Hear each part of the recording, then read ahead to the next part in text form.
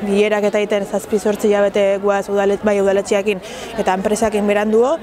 Ondikan udaletxean partetik ez dakau inolako erantzunik, langileak ondikan zalantza pila batekin daude, eta guk eskatzen dugu gauza bakarra da, behai lan baldintzak datorren pliegotan jasota gelditzia, eta behintzat maiatzean egingoan konkurso hortan, eta sartukoan enpresa berri honek hitzarmen hori aplikatzea.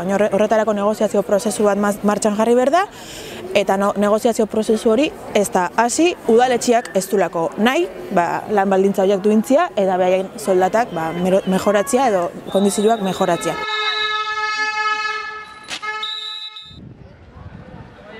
Ni labur balorazio bat iteko greba egun honena oso positiboa da, oso pozik gaude bai langileak, bai ela sindikatua, erantzuna oso positiboa izan da, bai erabiltzailean aldetik, bai kiroldegiko erabiltzailean aldetik, bai ikastarotako jendeak, bai ikasleak, danak alde guztietatik behaien babesa agertu due, Zarauzko herritarrak kaletik geldibite igue, eta behaien babesa agertze igue, azkenean ikusi da Zarauzko kiroldegia ze garrantzitsu da herri honentzat, eta nik usteet langile kolektibo honei errespetua merezi dioula, eta ia ja bengoz udal hau arduraz jokatzen astean eta lan gatazka honei irten bidea emateko, baina gure aldetikan grebak jarraipen osua izan du. San Martin! Gazo pixkatik!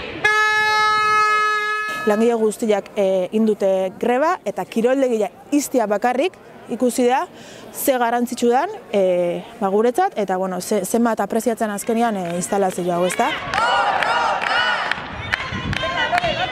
Oain esperuan geldiko gala, erantzunan esperuan, guk espero deula bihotzez negoziaketa bat martxan jartzea eta gure errebindikazioak aurrea ateatzea, baina alde hauetatik eta batez udalatik ez baldin bada erantzunik etortzen, guk gure mobilizazio agendakin jarraituko deula.